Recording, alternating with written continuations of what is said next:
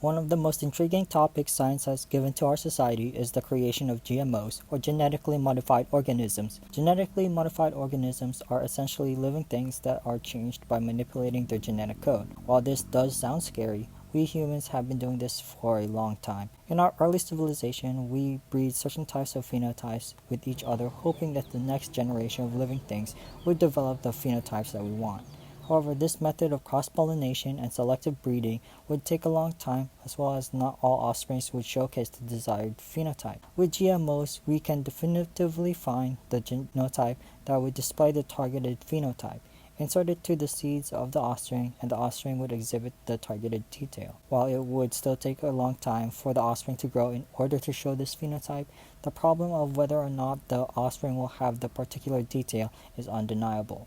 In this 5-minute video, I will endeavor to give information about GMOs, the good, the bad, and the ugly, to ultimately give our viewers an informed decision regarding GMOs. GMOs have a hand in every aspect of our society. Examples of GMOs include the crops that we eat. For example, the foods we eat today contain some form of GMO. Early forms of fruits and vegetables would exhibit large seeds and little to no nutritional value. For example, in North America, the staple food was corn or maize. Early forms of maize never grew to have the amount of kernels a modern corn has and the size of that the modern day corn grew to.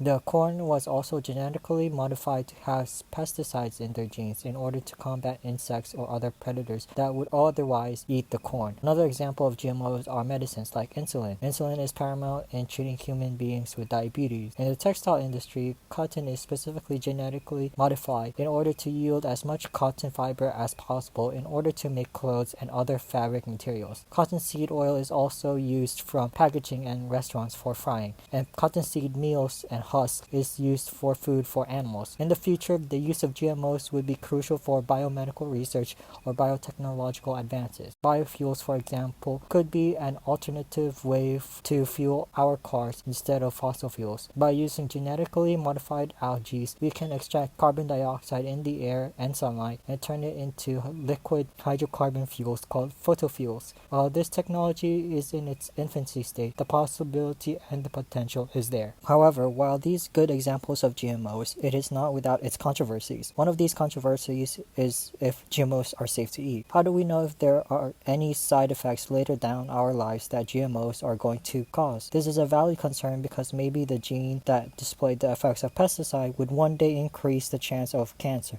or maybe it would take away the bacteria that would help our immune system by giving us active natural immunity to certain types of diseases. It is also a concern that what if the insects do evolve and become resistant to the pesticide gene? This means that we as humans have essentially made an insect that is resistant to pesticide, which would lead to not only crops that the insect used to be unable to eat now an option, but it may even harm other crops. In terms of warfare, can GMOs be a source of bioterrorism? We already know that we mass-produce vaccines via the exponential growth of bacteria. Why not engineer a genetically modified organism like a rat with a gene that exhibits rabies specifically to kill humans? It would be the next bubonic plague. For pros of GMO includes increasing the production yield of crops, making crops more pest resistant, meaning less spending on pesticides each year, vaccines and medicine creation and mass production, the potential of future genetically modified organisms that would aid in the transition of departing from fossil fuels into more sustainable alternative biofuels, and other potentially life-saving treatments.